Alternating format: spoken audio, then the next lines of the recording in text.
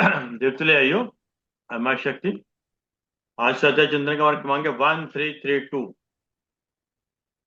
दिन सोमवार तारीख 24 नवंबर 2025। हमारे बीच में आदरणीय श्री आनंद पांडे साहब जो retired additional commissioner commercial tax हैं। आज का जो विषय है वो श्रीमद् भागवत, उसमें दसम स्कंद वक्तव्य 11। और जो विशेष रूप से ले रहे हैं वस्त्र हरण लीला तथा यज्ञ पत्नियों पर कृपा। अब ज्यादा समय से पांडे साहब से निवेदन करते हैं कि आज का उद्बोधन जारी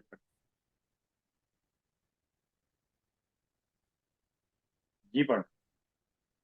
ओम।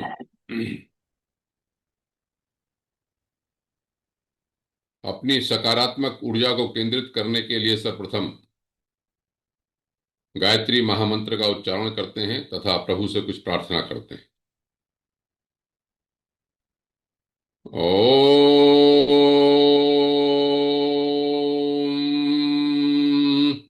भूर्भुवः स्वः तत्सवितुर्वरेण्यम् भर्गो देवस्य धीमहि धियो यो नः प्रचोदयात्। ओम।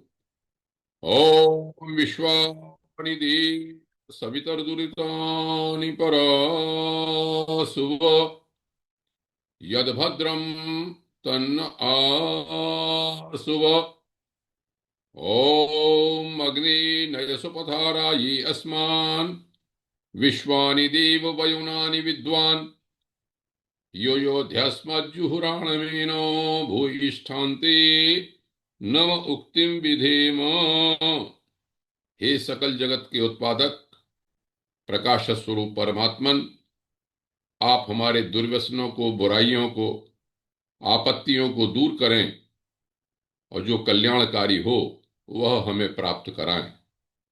हे सबसे अग्रणी अग्नि स्वरूप परमेश्वर, आप हमारे सारे कर्मों को जानते हैं। आप हमको सन्मार्ग पर ले चलते हुए समृद्धि प्राप्त कराएं। इस मार्ग में जो भी बाधाएं आए उन्हें आप दूर करें। हम आपको बारंबार प्रणाम करते हैं। ओ ओ सदैव की भांति सर्वप्रथम आदरणीय श्री अरविंद शर्मा जी का बहुत आभार, जिनके कारण यह स्वाध्याय परंपरा चल रही है। तदुपरांत जो भी प्रबुद्ध श्रोतागण जुड़े हुए हैं उनको मैं नमन करता हूं, अभिनंदन करता हूं, वंदन करता हूं उनका। हैदराबाद से मेरी सुपुत्री भी जुड़ी हैं, मैं उनका भी अभिनंदन करता हूं। प्रभु से प्रार्थना करता हूं कि हम सबको ऊपर बहुत कृपा करे। ओ आइए श्रीमद् भागवत पुराण में प्रवेश करते हैं।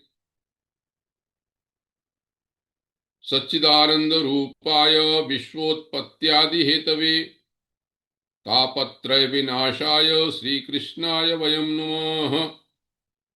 यं प्रव्रजन्तमनुपेतमपेत कृत्यं द्वैपायनो विरह कातर आजुहाव। पुत्रेति तन्मयता तरवोऽभिनेदुस्तं सर्वभूत हृदयं मुनिमानतोऽस्मि। हो प्रबुद्ध श्रोतागण, जैसा कि आपको विदित है कि हम श्रीमद् भागवत पुराण के दशम स्कंध में चर्चा कर रहे हैं। आज इसका 22वां और 23वां अध्याय में जो प्रकरण है उसके तथ्यों को यथामति आपके सामने प्रस्तुत करने का प्रयास करूंगा। अभी तक प्रभु बाल रूप में अवतरित हुए हैं श्री कृष्ण भगवान के नाम से। योग माया से उन्होंने गोकुल में और वृंदावन में बहुत लीलाएं की हैं। अपनी योग बल से कितने असुरों को मारा, कृपा की लोगों पे। वृंदावन में आके भी उन्होंने बहुत लीला की। नागी ना जो कालिय नाग था उसको भी समाप्त किया उन्होंने। आपने धीरे धीरे अब साधना की अवस्था बहुत उत्कृष्ट होती जा रही है, ऊपर बढ़ते जा रहे हैं, सिद्धि की ओर बढ़ते जा रहे हैं। जितने भी विकार हैं सब दूर हो रहे हैं और भगवान के प्रति जो उत्कट प्रेम है उसको प्राप्त करने और भगवान से मिलने की स्थिति में भगवान सुखदेव अपने परीक्षित को अनुभव कराना चाहते हैं और ये बताना चाहते हैं कि साधक किस तरह से आनंद का अनुभव कर सकता है और जब वो भगवान के नजदीक जाता है, उससे मिलना चाहता है, तो क्या स्थिति होती है, क्या क्या बाधाएं आती हैं, भगवान कैसे कृपा करते हैं। सब कृपा की लीला है, रसमय लीला है, आनंद की लीला है। अब जैसा मैंने पहले कहा, वृंदावन योग लीला के साथ साथ माधुर्य का भी लीला का इसमें उत्कर्ष है, विकास है। आज जैसा आपने पढ़ा होगा कि वस्त्र हरण लीला लिखी है मैंने। मैं समझता हूं कि शायद ही सनातन धर्म या पुराण के बारे में जो या कृष्ण भगवान की जो कहानियां जानते हो, शायद ही ऐसा कोई व्यक्ति होगा जो 2-3 लाइनों में इस बात को नहीं जानता होगा।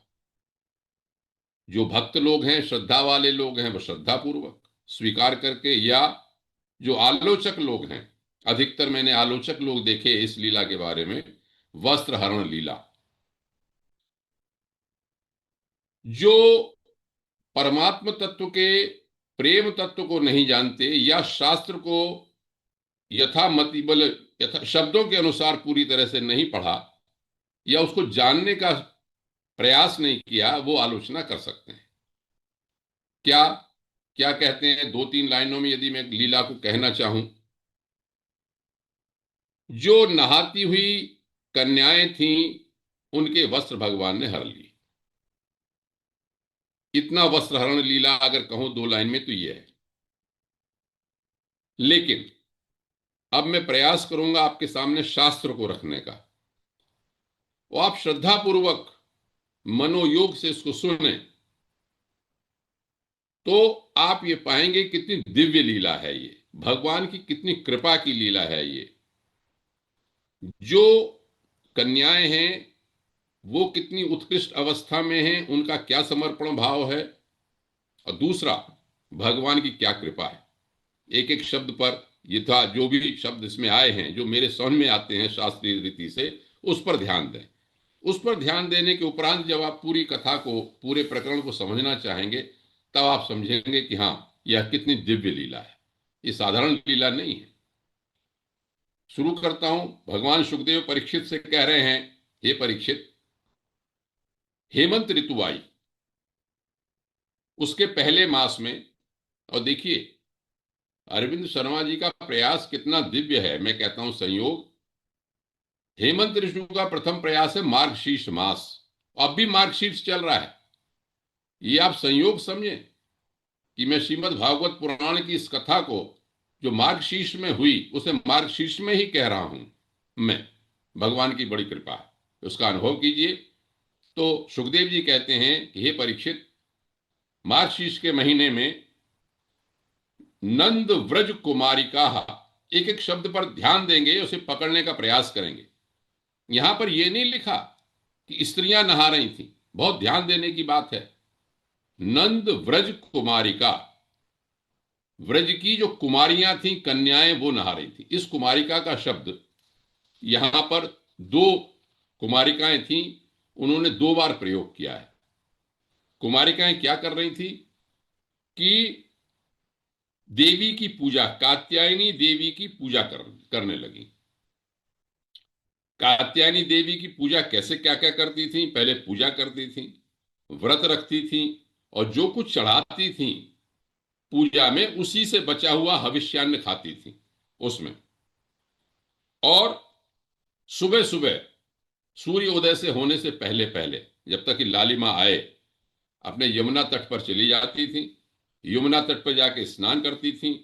स्नान करके जब निकलती थी तो वहीं रेत में बालू की एक मूर्ति बनाती थी, कात्यायनी देवी का मान के उसको, उसमें सुगंधित चंद फूलों के हार, नैवेद्य, धूप, दीप, पल्लव, फल, चावल आदि सब उनकी पूजा करती थी। और क्या मंत्र बोलती थी, क्या प्रार्थना करती थी? हे कात्यायनी, हे महामाये, हे महायोगिनी, हे अधीश्वरी, सबकी जो पालन करने वाली है, वो जो नंद गोप सुत हैं, जो कृष्ण भगवान हैं, उनको मेरा पति बनाओ, हम तुमको नमस्कार करते हैं। इस मंत्र को जपते हुए कुमारिका, फिर दोबारा से कहते हैं, कुमारिका ने पूजा की, और पूजा करके 1 महीने तक भद्रकाली की तरह से उन्होंने उनकी पूजा की। जब आती थी पूजा करती थी, और फिर जब वहां से निकलती थी सखी को पुकार के, तो कृष्णों के भगवान की लीला और गुणों का गान करते हुए जाती थी और आती थी। अब देखिए, यहां पर कुछ बातें बड़ी समझने की है। एक तो ब्रज की सारी स्त्रियां नहीं है। कौन है? कुमारिका। कुमारिका शब्द मैंने कहा बहुत समझने का है। शास्त्रों में जिसकी व्याख्या की गई है, 10 वर्ष तक की कन्याएं जो है वो कुमारिका हैं।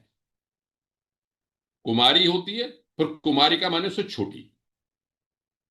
तो एक बात तो यह ध्यान रखने की है, कुछ सीमित संख्या थी, और वो जो स्नान करने वाली स्त्रियां प्रौढ़ स्त्रियां नहीं थीं, वो कुमारी थीं, 10 वर्ष की कुमारिकाएं थीं। उन्होंने जो पूजा की, और पूजा किसकी की? कात्यायनी देवी की।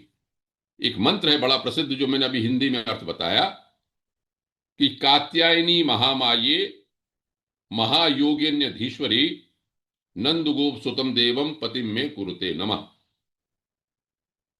कुमारिका शब्द का एक और अर्थ है, वो है अथर्ववेद से। आप कहेंगे बार बार वेद लाते, मैं इसलिए वेद को लाता हूं जिससे कि बात पक्की हो सके।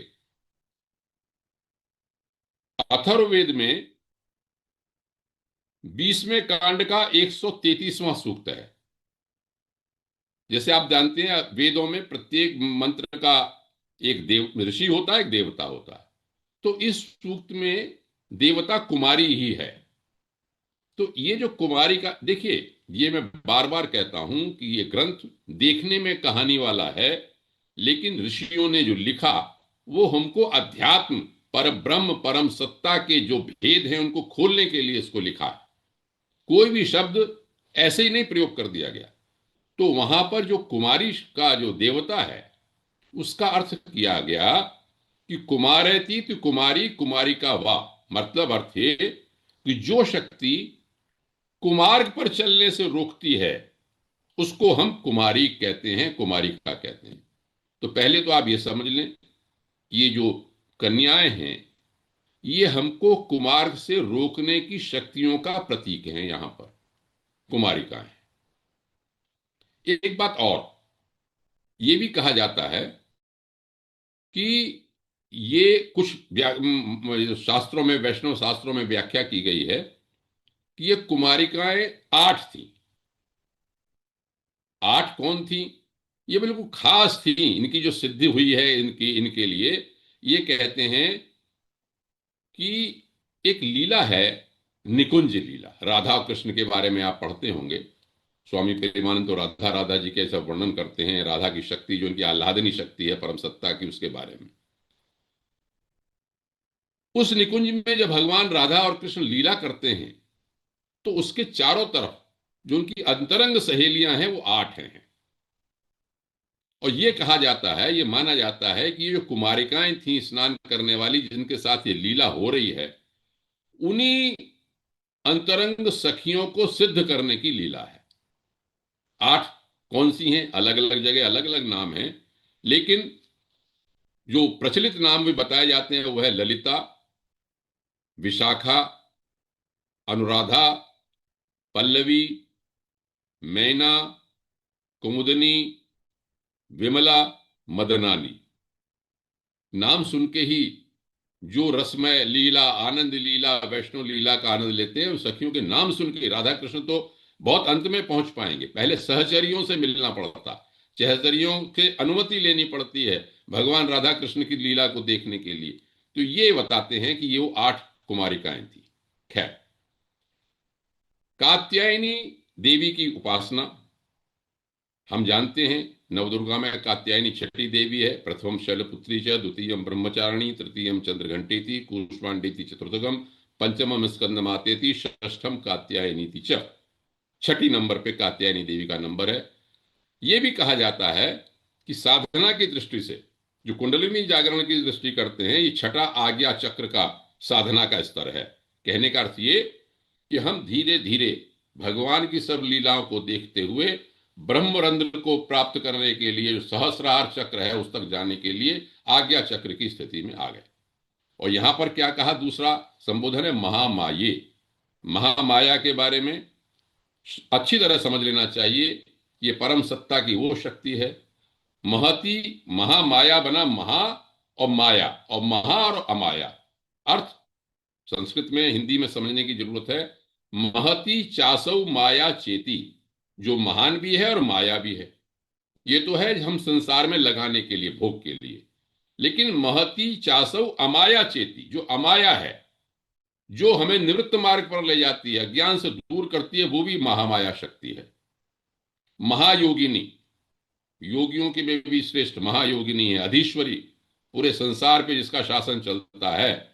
उससे प्रार्थना कर रहे हैं कि नंद गोप सुतम देवम पतिम में कुरुते नमः। हे देवी, तुम मुझे, कृष्ण को मेरा पति बना दो, हम तुम्हें नमस्कार करते हैं। एक प्रकरण में यह भी बताना चाहता हूं कि पाना तो है कृष्ण को, और उपासना कर रहे हैं देवी की। यह भी एक उपासना का एक तथ्य जानने की तरीका है। वो तथ्य जानना जरूरी है कि अगर आपको कृष्ण को प्राप्त करना है तो देवी की उपासना करनी पड़ेगी। इसी में 10वें अध्याय में जब 56वां अध्याय आएगा, स्यमंतक मणि की बात आएगी, और भगवान खो जाते हैं। भगवान युद्ध करने के लिए गुफा के अंदर चले जाते हैं, बहुत दिनों तक नहीं लौटते। तो वहां के सारे लोग, उसमें लिखा है, महामाया दुर्गा की उपासना करते हैं। उपतस्थुर महामायाम दुर्गाम कृष्णोपलब्धये, कृष्ण मिल जाए हमको, इसलिए महामाया दुर्गा की उपासना करते हैं। एक प्रकरण आपको बहुत अच्छी तरह से याद होगा कि जब सीता जी चली तो भी गिरिव्रज जो राजकिशोरी जो थी, उन्हीं की, गिरिवर पार्वती की उपासना करने के लिए गई। कहने का मतलब भगवान को पाना है तो आपको शक्ति की उपासना करनी है। तो इसलिए यहां पर कृष्ण भगवान को प्राप्त करने के लिए इन्होंने कात्यायनी देवी महामाया की उपासना की। 1 मास तक का व्रत रखा। अथर्ववेद में तो यह भी लिखा है उसमें कि कुमारी जो है परम सत्ता ही है, और ये संसार जहां पर वो नहा रही हैं वो तालाब रूपी संसार है, उसमें से निकालना है भगवान को। उसमें स्नान कर जरूर रही हैं, लेकिन उसमें से निकालना है, और सांसारिक गंदगी जो है वो छेदने योग्य है। चलिए, अब यहां पर ये लिखा कि अब भगवान जान गए। 1 महीना होने को आया पूरा, और कुमारियों की बात, मन की बात को जान गए। मन की बात को जान के उन्होंने कहा, अच्छा ये चाहती हैं कि मैं इनका स्वामी बनूं, तो चलो इनके ऊपर कृपा करते हैं। तो सुखदेव जी आगे कथा कहते हैं कि हे परीक्षित, प्रतिदिन की भांति गोपियां, वो कन्याएं गईं, और कन्याओं जाने के उन्होंने ये बात समझने की है। वो क्या करती थी कि जाती थी, अपने सारे वस्त्र उतार देती थी, निर्वस्त्र होकर यमुना में प्रवेश करती थी, भगवान के कृष्णों का गुणगान किया और जल क्रीड़ा करने लगी। वहां पर यह जरूर लिखा कि कपड़े तो उतार दिए, लेकिन कृष्ण को गा रही थी। भजन करने के बारे में, कृष्ण के नाम लेने, भगवान के नाम लेने के बारे में सब हम लोग कहते हैं नाम लेना चाहिए। वेद का एक मंत्र मिला मुझको, ऋग्वेद में 1/156/3, उसमें यही बात लिखी है कि अगर आपको भगवान को पाना है तो विष्णु के महान नामों का आपका स्मरण कीजिए, भजन कीजिए। वही बात ये कर रही थी। मतलब मैं बार बार ये कहना चाहता हूं कि श्रीमद् भागवत पुराण की जो कथाएं हैं, उनमें ये बात निश्चित रूप से मूल में छिपी हुई है। वेदानुसार हैं, वैदिक ऋचाओं के अनुसार हैं, उन्हीं के अनुसार ये लीला की गई है। अब चलिए, भगवान पहुंच गए। भगवान ने कहा चलो अच्छा चलते हैं। तो जय उन्होंने वस्त्र उतार के रखे हुए थे। इसमें यह लिखा है कि उनकी इच्छा को पूरा करने के लिए कुमारियों ने जो कहा था कि भगवान कृष्ण उनके पति बने, उनकी इच्छा को पूरे करने के लिए वहां पहुंचे। और जो वस्त्र रखे हुए थे वो वस्त्र उठा के हाथ से उठाए उन्होंने और एक पेड़ के ऊपर चढ़ के बैठ गए। अब जब इन्होंने क्या कहते हैं और ये कहा कुमारियों से कि अगर आपको अपने वस्त्र लेने हो तो आप मेरे पास से वस्त्र ले जाओ। यहां पर एक बात बड़ी महत्वपूर्ण है। कामम स्वस्वम वासः प्रतिगृह्यताम। यदि आपकी इच्छा है तो, यहां काम शब्द का प्रयोग किया गया, यह बड़ा महत्वपूर्ण है। काम को जो लोग साधारण रूप से मैंने जैसे कहा वो समझते हैं कि यहां पर वासना की दृष्टि से नहीं है।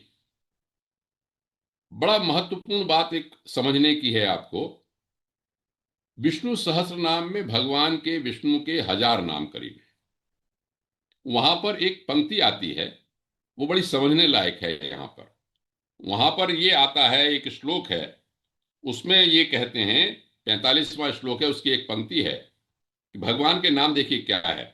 काम हा, काम को मारने वाले हैं। काम कृत, काम को बनाने वाले हैं। कामः, कांता बहुत सुंदर है, कामः स्वयं काम है।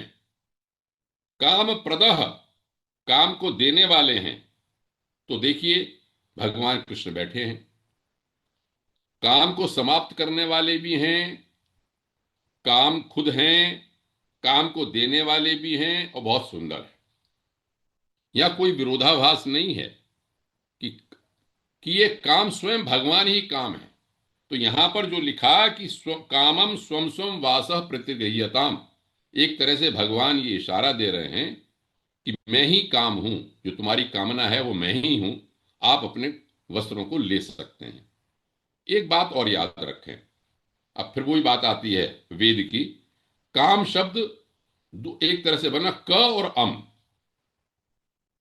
क और अम से मिलके काम बनता है। बहुत ध्यान रखने की बात है ये मूल रूप से। वैसे संसार में जो काम है वो तो ठीक है, वासना की दृष्टि से आप समझ सकते हैं, लेकिन जब आध्यात्मिक प्रकरण आते हैं तो इस काम को समझना बहुत जरूरी है। क कहते हैं भगवान का जो आनंद स्वरूप, सुख स्वरूप है, उसे क कहते हैं।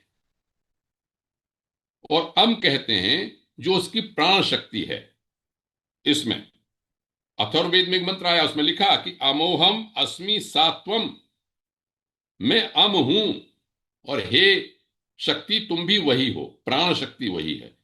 तो काम का मतलब हुआ कि उस परमात्मा का जो सुख स्वरूप है, सतचित आनंद में जो आनंद स्वरूप है, उसकी जो शक्ति है वो काम है।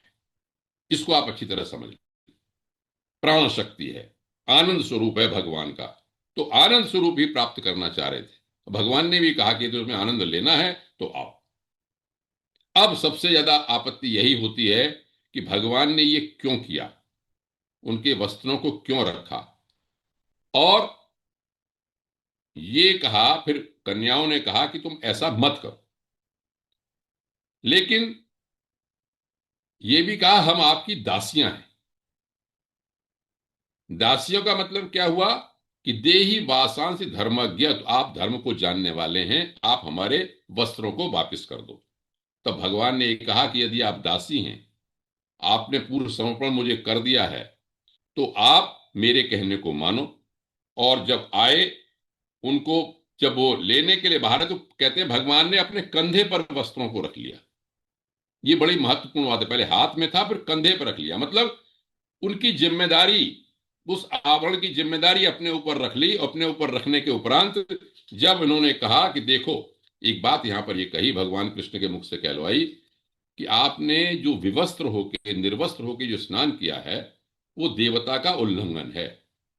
आप विधि पूर्वक पूरी कर रही हैं, ये जब अनुष्ठान पूरा कर रही हैं, तो इसमें कोई बात ऐसी नहीं करनी चाहिए जो देवताओं की उल्लंघन करता हो। वरुण देवता का उल्लंघन है ये, निर्वस्त्र होकर नहीं नहाना चाहिए। इसलिए आप हाथ जोड़िए, हाथ जोड़ के नमस्कार कीजिए देवता को, अपने वस्त्र ले जाइए। उन्होंने यही कहा कि भगवान जो है वो सभी के साक्षी हैं। कृष्ण भगवान उनको प्रणाम किया और वहां पर शब्द आया अच्युत, किसी कर्तव्य से हटने वाले नहीं हैं। और ये कह के कि भगवान श्री कृष्ण सबके साक्षी हैं, उन्होंने नमस्कार करके सारी त्रुटियों का मार्जन हो गया, अपराध हो गया, और उन्होंने उनको करुणा से वो वस्त्र उनको दे दिए। अब देखिए, ये वस्त्र हरण की लीला में बड़ा रहस्य छुपा हुआ है। रहस्य क्या छिपा है? ये कहा जाता है कि जो जीव है उसके अष्टपाश होते हैं। बंधन जो है 8 तरह के बंधन हैं। ध्यान से सुनने की बात है ये, जिससे कि ये लीला का अर्थ समझ में आ सके। क्या क्या 8? प्रेम सिद्धि के लिए आप किसी से बहुत प्रेम करते हैं, समर्पण भाव है, तो 8 चीजें आपकी बाधाएं होती हैं, पाश हैं, बंधन है। कौन कौन से 8 पाश हैं? चूंकि शंका, आपको लगता है कि जो प्रेमी है मेरा, जिससे मैं मिलने जा रही हूं, वो ठीक है कि नहीं है। लज्जा, भय, ग्लानि, घृणा, कुल, मेरा कुल ये है, दूसरा कुल क्या है, शील, आचारवान है कि नहीं, और ज्ञाति, जाति क्या है। दोबारा सुन लीजिए।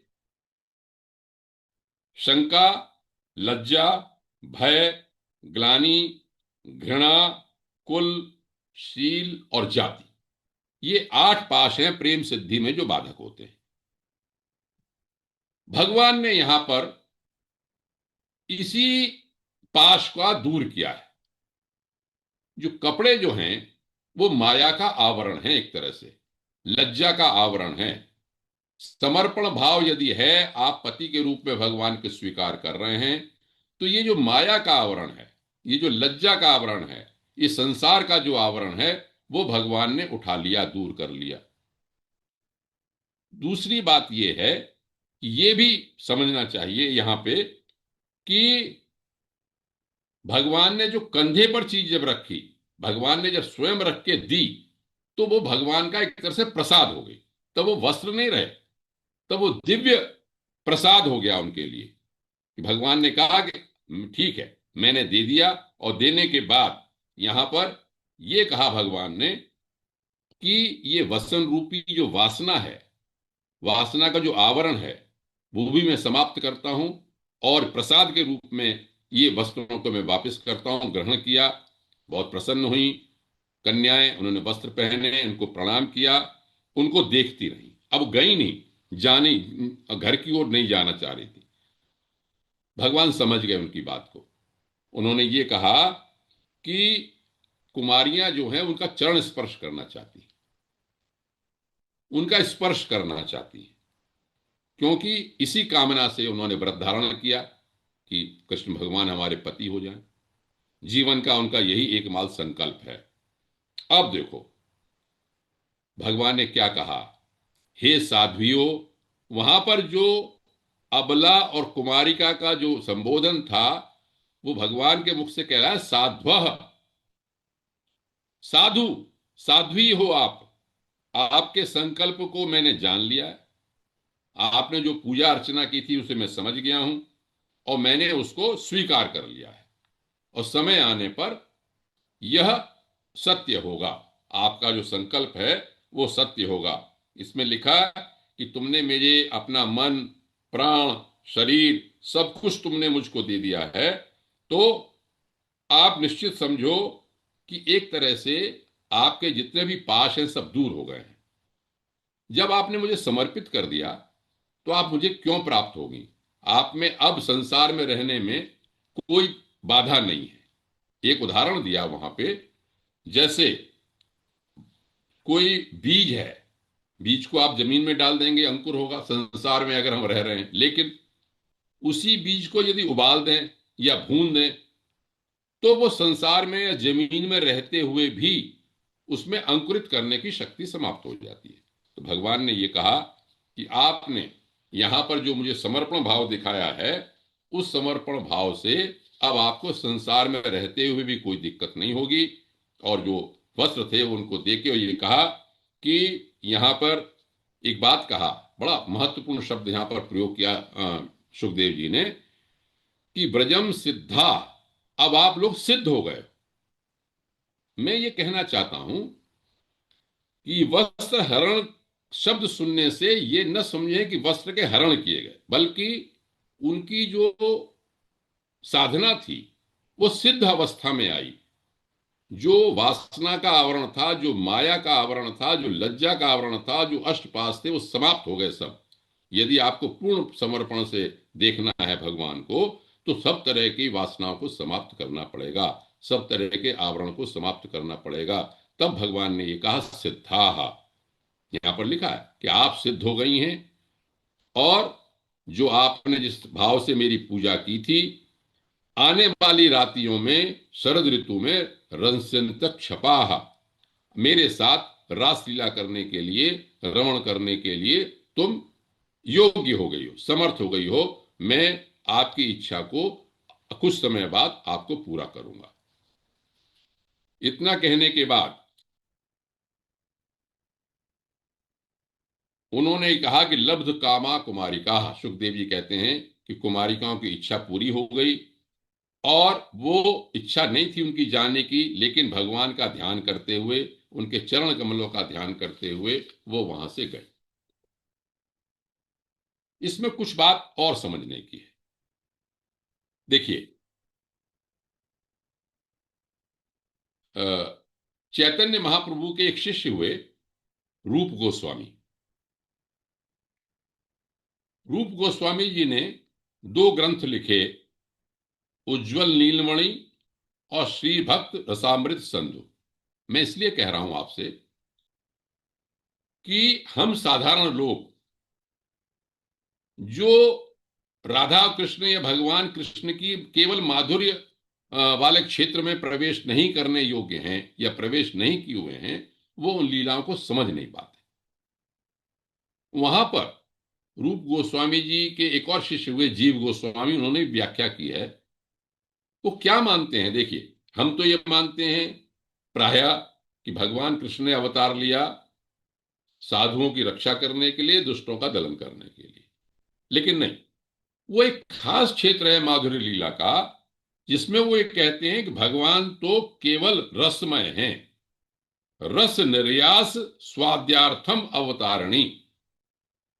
जो प्रभु में, परम सत्ता में जो आनंदमय रस है, उसका केवल आस्वादन करना ही, आस्वादन कराना ही उनका उद्देश्य था। इसलिए भगवान श्री कृष्ण ने ये अवतार लिया।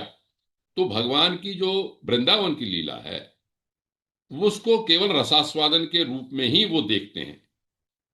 ये तो भगवान की सारी लीलाएं दिव्य होती हैं। गीता में कहा, जन्म कर्म च मे दिव्यम यो मात वेति तत्वता। उनके भगवान के कर्म, भगवान की लीलाएं बड़ी दिव्य हैं, आप सुनते ही आ रहे हैं, देखते ही आ रहे हैं। लेकिन ये जो ब्रज की लीला है, और खास तौर से ये निकुंज लीला है, ये बहुत ही दिव्य लीला है। उसके योग्य बनाया। ये वस्त्र हरण की लीला क्या है, ये भी जानना चाहिए कि ये जो कन्याएं थीं ब्रज की, ये मैं पहले बता चुका हूं, चाहे कितनी भी गोपियां थीं या कन्याएं थीं, वो सब पिछले जन्मों में बहुत सिद्ध थी, तरह तरह की थी। नित्य सिद्धा भी थी, योगी भी थी, श्रुतियों के रूप में भी थी, देवताओं के रूप में भी थी। तो अलग अलग तरह के स्तर के लोग जो भगवान को साक्षात इस युग में रमण करना चाहते थे, देखना चाहते थे, उनके साथ आनंद उठाना चाहते थे, चिन्मय लीला करना चाहते थे, वो सब हैं। कभी भी आप गोपियों को और विशेष रूप से इन कन्याओं को कोई साधारण स्त्री समझने का भूल नहीं करें। साधारण स्त्री का मामला यहां पर नहीं है। दूसरी बात, एक और बात याद आई कि ये इसलिए काम वासना की बात नहीं हो सकती। भगवान का इस समय आयु लगभग 9 वर्ष के है, साधना चलती आ रही है, इसमें भगवान की आयु लगभग 9 वर्ष है। और कुमारिका जो जिनकी ये वस्त्र हरण की लीला है, उनकी आयु 10 वर्ष।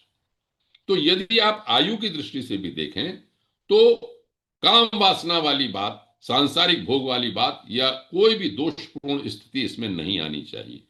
क्या है असली बात, क्या है इसमें, वो है कृष्ण के प्रति पूर्ण समर्पण। कुमारिकाओं ने, कन्याओं ने कृष्ण के प्रति पूर्ण समर्पण कर दिया। और उनको ये कहा कि पति हो जाएं।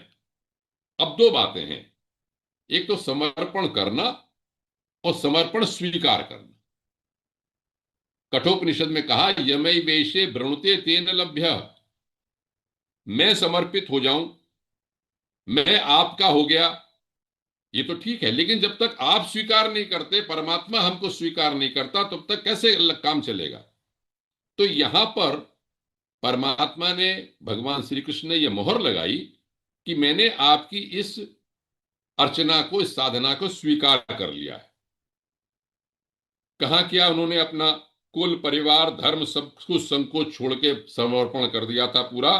और थोड़ी सी ये झिझक जो थी वो भी उन्होंने कहा कि भगवान के लिए सामने नहीं आ रही थी, वो भी झिझक उन्होंने दूरी कर दी, ये आवरण समाप्त कर दिया।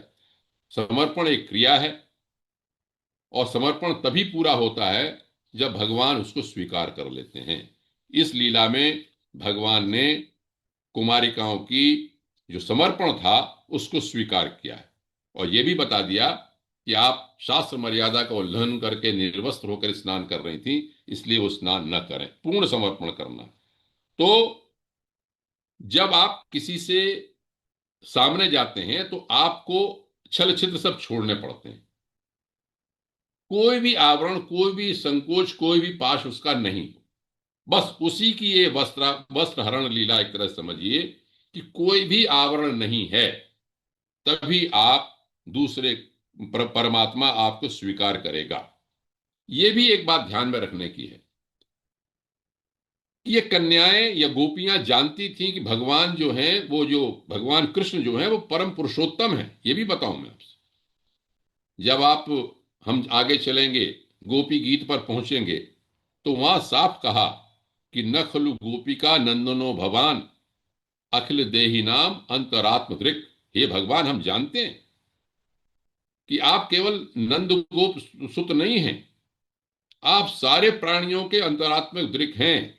सब प्राणियों के अंदर बैठे हुए परम सत्ता, परम भगवान हैं।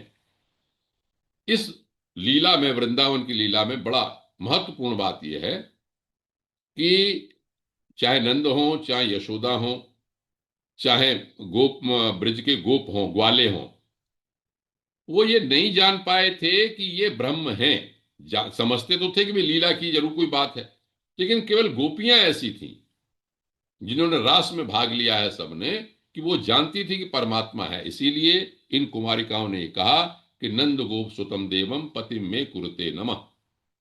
होता क्या है कि ये पुराने जन्मों की तपस्या की हुई थी सारी, लेकिन विषयों को चिरकाल तक आप संसार में रहते हैं तो कोई ना कोई विक्षेप आता रहता है।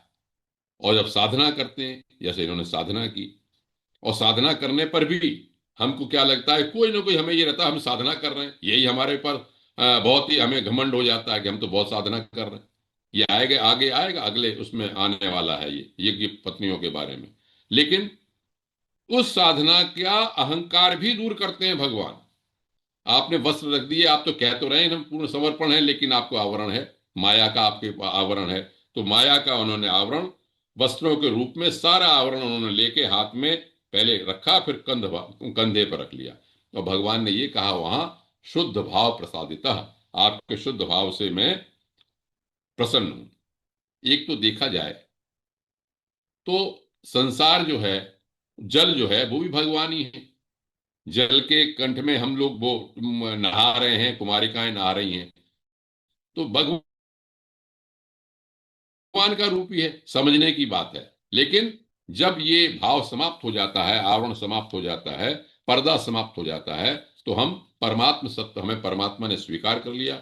इस लीला में परमात्मा ने आपको, इनको कुमारिकाओं को स्वीकार कर लिया और ये भी कहा कि आप निष्कलंक हो, आप सिद्ध हो गई हो।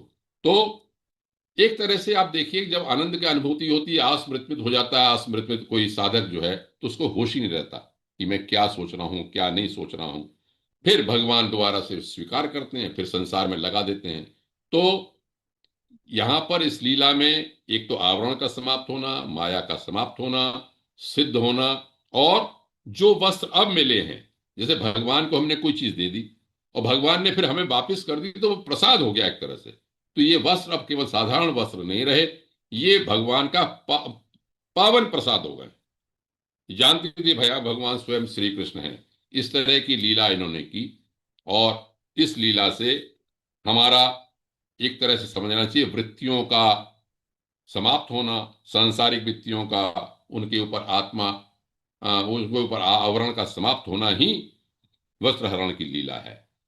इस तरह से भगवान की ओर जाने की स्थिति आ गई, और उन्होंने ये कह दिया कि हम समय आने पर आपकी इच्छा को पूरा करेंगे। अगली लीला में सुखदेव जी कहते हैं कि गर्मी आ गई, मतलब ये मार्कशीट था, इसका मतलब 1 साल और बीत गया। गर्मियों के दिन थे। गर्मियों के दिन में जब वो बैठे हुए थे बलराम जी, राम बलराम जी, तो गोपालों ने ये कहा कि भाई हमको भूख लग रही है। भगवान समझ गए। भगवान ने कहा अच्छा। मन में उन्होंने सोचा कि ये जो ब्राह्मणों की पत्नियां हैं, ये मेरे से बड़ा स्नेह करती हैं। तो उनका उद्देश्य तो था ब्राह्मण की पत्नियों पर कृपा करना, और ब्राह्मण यज्ञ कर रहे थे, तो ये भी दिखाना कि यज्ञ करने वाले ब्राह्मणों में और जो मुझे चाहने वाली, अनुराग रखने वाली, भक्ति करने वाली ब्राह्मण पत्नियां, उनमें क्या अंतर है। तो उन्होंने ये कहा कि अपने सखाओं से, ग्वाल बालों से, कि तुम जाओ, वो ब्राह्मण लोग यज्ञ कर रहे हैं, और यज्ञ करने वाले ब्राह्मणों से ये कहना कि हमें कुछ भोजन के लिए दे दो। अब देखिए, कर्मकांड की बात और भक्ति की बात यहां पर आती है।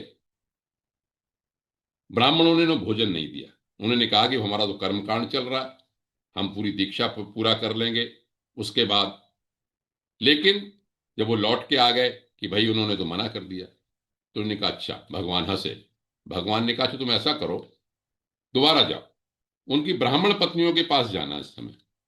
और ब्राह्मण पत्नियों के पास जब वो गए, तो देखा, अरे, ब्राह्मण पत्नियां तो भगवान की बड़ी लीलाएं सुनती थी, लीलाएं, मनोहर लीलाएं सुनती थी, बस वो तो उतावली हो गई। इसमें लिखा है सुखदेव जी ने कि वो तो उतावली हो गई। उन्होंने बर्तनों में बहुत स्वादिष्ट भोजन रखा, भक्ष्य, लेह्य, तरह तरह के, चारों प्रकार के भोजन की सामग्री ली, और उन्होंने तो पहले ही भगवान के ऊपर बिना मिले ही, उनके सुन सुन के ही गुणों पे उन्होंने अपना मन निछावर कर रखा था। वहां पहुंचे। भगवान का ये रूप देखिए। भगवान का रूप बहुत सुंदर रूप है। उन्होंने क्या देखा, इसको जरा एक श्लोक जो है उस पर समझने लायक। जब पहुंचे अशोक वन में, ग्वाल वालों से घेरे हुए थे, तो गोपियों ने क्या देखा, भगवान का रूप क्या है। सांवला शरीर है, पीतांबर फहरा रहा है। आप देखिए, 9 वर्ष के बालक हैं, उनकी आप कल्पना कीजिए। गले में वनमाला लटक रही है, मोर पंख है, तरह तरह के गेरुओं से, धातुओं से चित्रकारी कर रखी है, चेहरे पे, शरीर पे लगा रखा है, नट जैसा वेश बना रखा है। और आज तो भगवान का जो पॉस्चर है, वो कमाल का क्या कर रखा है उन्होंने। सामने एक कंधे पे, इस पे, एक कंधे पे अपने सखा के कंधे पे हाथ रखा हुआ है, दूसरे हाथ से ऐसे कमल घुमा रहे हैं, मुस्कुरा रहे हैं जोर जोर से, कमल का।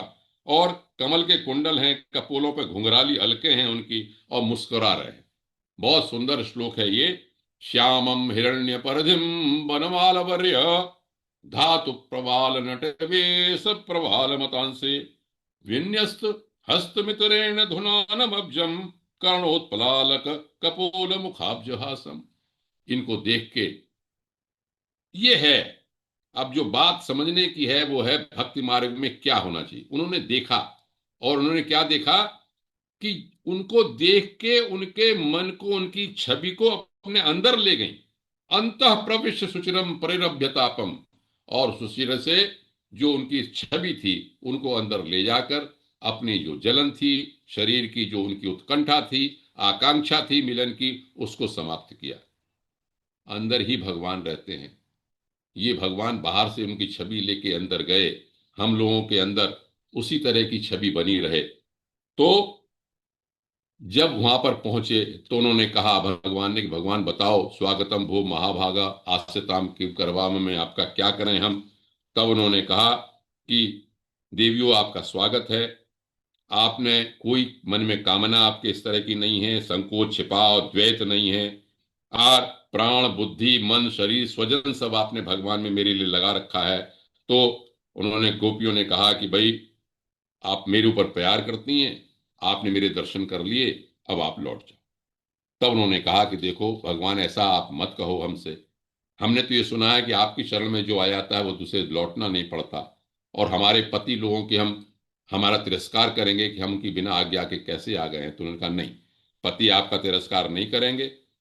अब आप मेरी हो गई हैं, तो पति क्या, पूरा संसार आपकी सम्मान करेगा। देवता भी अनुमोदन कर रहे हैं। तो आप शीघ्र जाओ, मेरा मन उसमें लगा दो, मेरी में तुम्हें भी बहुत शीघ्र मेरी प्राप्ति हो जाएगी। यज्ञशाला में लौट गई। उनमें से ये बताते हैं सुखदेव जी कि हे परीक्षित, एक ब्राह्मण ने अपनी पत्नी को जबरदस्ती रोक लिया था। उसने वहीं पर बैठ के भगवान का ध्यान किया, और ध्यान से ही वो उनके पास पहुंच गई, और अपने शरीर को ही उसने छोड़ दिया। साधना, ये भी साधना की स्थिति है। भगवान ने, यज्ञ पत्नियों ने जो भोजन लाया, भोजन किया। यहां पर एक बात कही बाद में, कि जब ब्राह्मणों को यह पता चला कि ये तो यज्ञ पत्नियां गई थी, भगवान ने ये कहा है, इन्होंने तो भोजन करा दिया, तब कहा कि भगवान तो श्री कृष्ण स्वयं है, और हम तो अपने कर्म कांड में ही लगे रहे, और भगवान के हमने जो दर्शन है होते हैं वो भी हमने दर्शन नहीं किए। कंस और बलराम का भी डर था उनको, और यही समझ नहीं पाए। और हम इतने बड़े यज्ञ और मंत्र वंत्र सब बोलने के बाद, ज्ञाता होने के बाद भी भगवान की प्रीति के पात्र नहीं बन सके। और ये स्त्रियां केवल भक्ति मार्ग से उनके ऊपर अपने मन को समर्पण किए हुए भगवान की प्रिय हो गई हैं। यहां पर इस प्रकरण में एक बात बताना चाहते हैं सुखदेव जी, कि केवल ये कह देने से कि ब्रह्मार्पणम ब्रह्म हवि ब्रह्माग्नो ब्रह्मणाहुतम ब्रह्मैव तेन गंतव्यम ब्रह्म कर्म समाधिना, कि जो मैं दे रहा हूं वो सब ब्रह्म है, हविष्य भी ब्रह्म है, सब कुछ, सारा जगत ही ब्रह्म है, सब कुछ है, इससे काम नहीं चलता। अगर सब कुछ ब्रह्म है, तो जो भूखा आया भोजन मांगने के लिए, वो भी तो ब्रह्म था। आपने भोजन क्यों नहीं दिया उसको? केवल इस कारण से हमारा कर्म कांड है। इसका मतलब आप सही तरीके से आपने उस सिद्धांत को उतारा नहीं। और दूसरी तरफ यज्ञ पत्नियां थीं, यज्ञ पत्नियों ने तुरंत ही कहा, उन्होंने मांगा, भोजन, चले गए, और अपने दृढ़ संस्कार उन्होंने किया। योग अपने भगवान के प्रति उनकी बहुत ही अ, अनुराग था, प्रेम था, उसके कारण से केवल प्रेम से ही पा लिया। कहने का मतलब ये, कर्मकांड या ज्ञान तभी तक सफल है जब आप उसका उद्देश्य जो है वो पूरा करें। कहने का मतलब, कर्मकांड कर रहे हैं तो पूरी मानवता के हित के लिए होना चाहिए। आप कहते हैं हर जगह भगवान है, तो मानव में भगवान समझो, या भक्ति रखो। भगवान की प्राप्ति करने के लिए अंदर से समर्पण भाव आवश्यक है, भक्ति भाव आवश्यक है। केवल दिखावे के लिए, या जो रूढ़ी वाले कठोर नियम हैं उनके पालन करने के लिए, यदि आपसे कोई मानवीय त्रुटि हो जाती है, भगवान को आप नहीं समझ पाते हैं, तो ये आपका दुर्भाग्य है। तो इस प्रकरण में भगवान ने ये कहा कि देश काल सामग्रियां अनुष्ठान की पद्धति सब भगवान के ही स्वरूप हैं, और भगवान को ही समर्पित करना चाहिए। प्रेम से, भक्ति से, समर्पण भाव से भगवान प्राप्त होते हैं। इतना हमको शिक्षा दी इसमें, यज्ञ पत्नियों पे कृपा की, और ये कहा कि आप संसार में रहिए, आपको सम्मान मिलेगा, आप मेरा स्मरण करते रहिए, मुझे प्राप्त कीजिए।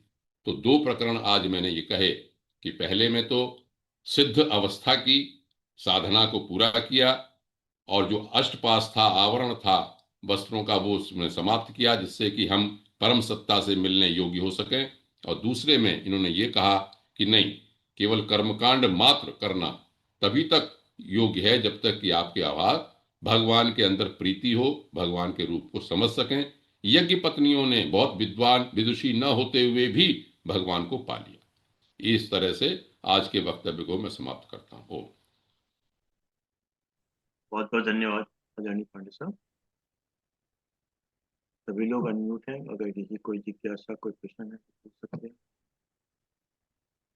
फिर बाद में दो शब्द हमारे शेख साहब बोलेंगे।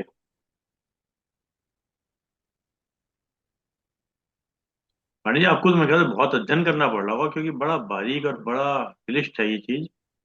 और जिस हाँ, तरीके मैं से प्रयास आप। कर रहा हूँ मेरी बुद्धि कुछ ठीक हो चले, और आपके यूट्यूब पे जो आए तो एक अच्छा मैटर आना चाहिए। जी जी, नहीं बहुत ही, हर चीज को इतनी बारीकी से समझाना और वो पढ़ना तभी समझा पाते हैं, अदरवाइज तो संभव नहीं है सर। ये सब आपके कारण है, आपने मुझे नहीं। प्रेरित कर दिया। और जो कुछ मैंने सुना अपने विद्वान लोगों से, और थोड़ा सा जो भी पढ़ रहा हूँ उसके कारण है। अ, अरविंद जी, जी सर। ये क्षेत्र इतना विशाल है कि मैं बिल्कुल किनारे पर बैठा हूँ, माधुरी वाले क्षेत्र में तो मेरा प्रवेश है ही नहीं। हम्म। अगर आप माधुरी वाले क्षेत्र में चले जाएं ना, जीव जीव गोस्वामी, रूप गोस्वामी, जिसमें आप प्रेमानंद जी को सुनते हैं और लोगों को, हम्म। मतलब बहुत आश्चर्यजनक क्षेत्र है वो। और ऐसे ऐसे अनुभव लोगों को, सिद्धों को, इन बाबाओं को होते हैं। लंगोटी लगाने वाले लोग थे वो, सनातन गोस्वामी और जीव गोस्वामी, रूप गोस्वामी, लेकिन उनके ग्रंथ पढ़ने तो साक्षात दिखाई पड़ता था उनको कि राधा कृष्ण लीला कर रहे हैं। अब वैसे मजाक समझते हैं लोग, लेकिन आप उस क्षेत्र में जाएं तो वो उसी को योग्यता के लिए ही बताया कि ये योग कैसे होते हैं। आप आवरण हटाइए अपना, हर चीज। कल हम कहीं से लौट रहे थे, वो जी।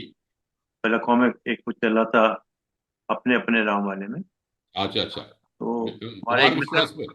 हाँ, तो हमारे अपने मित्र थे, हम लौट रहे थे, तो एक वार्तालाप में जिक्र आया कि अगर गीता जी को समझना है तो शंकराचार्य जी का जो भास्कर है उसको समझिएगा। तो उनका अपना विचार था। तो हम ही वार्तालाप में एक चीज निकल गई कि जिस प्रकार से मैथमेटिक्स के, मेरा विचार था कि हमें कोई सॉल्यूशन आ जाए मैथमेटिक्स सवाल क्वेश्चन को हल करने का, तो उसी प्रकार से अध्यात्म है, अगर अध्यात्म एक बार समझ में आ जाए तो फिर जीवन बड़ा सरल हो जाता है, मुझे लगता है ऐसा। पर क्या होता है, वो इतना हमारे सामने, या तो हमें कभी पढ़ाया नहीं गया, या जानकारी नहीं दी गई, या हमारा शुरू से वो सब्जेक्ट नहीं रहा, इस वजह से हम लोग काफी पीछे हैं। फॉर एग्जाम्पल, जैसे अब आपका शुरू से एक गुरुकुल का वातावरण रहा, संस्कृत का अध्ययन रहा, तो आपने उस चीज को बहुत जल्दी पकड़ लिया। अब जो बच्चे कॉन्वेंट में पढ़ रहे हैं, जहाँ उनके पास इस तरह की स्टार्टिंग नहीं है, तो वो चीज आगे तक नहीं हो पाई थी ना, ये मेरा थोड़ा सा विचार लगा।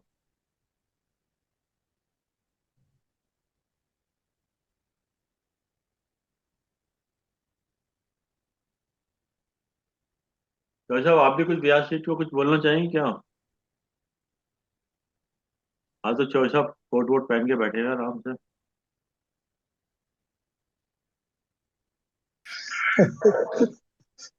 व्यासपीठ को तो बहुत बहुत प्रणाम।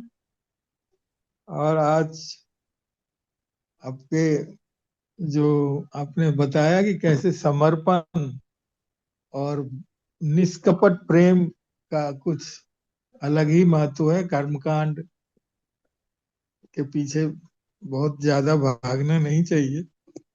अगर कर्मकांड भाव से नहीं है तो फिर बेकारी है। तो ये ज्ञान की बात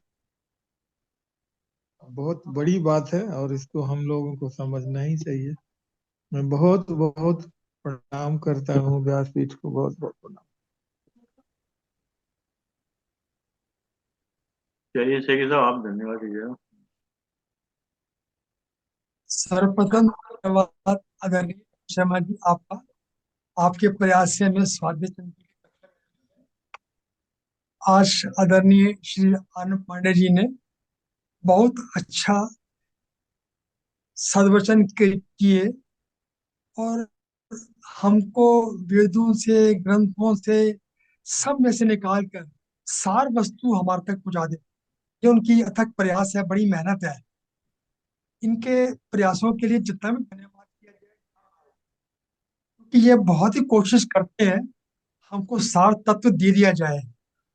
हम कुछ और समझते हैं परंतु ये प्रॉपर इंटरप्रिटेशन उसके निकाल के देते हैं, लेकिन लेटर एंड स्पिरिट दोनों में समझाते हैं हम।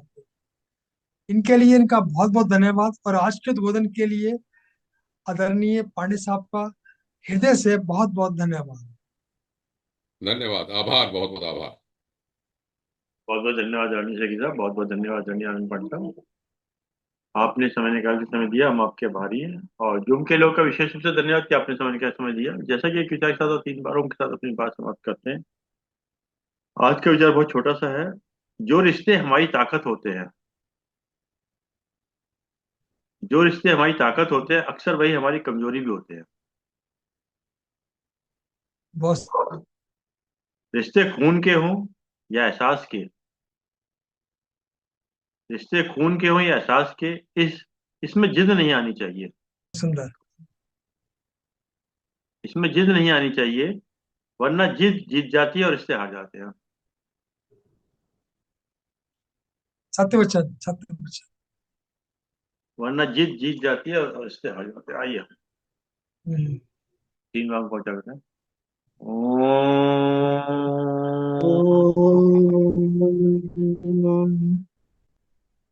ओम। ओम। ओम। शांति, शांति, शांति। शांति। सबको प्रणाम। सबको नाम से। प्रणाम।